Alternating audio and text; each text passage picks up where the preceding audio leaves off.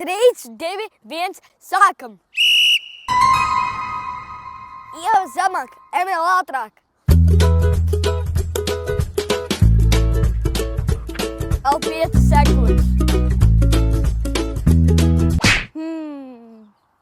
Un tagad trenēsim smadzenes.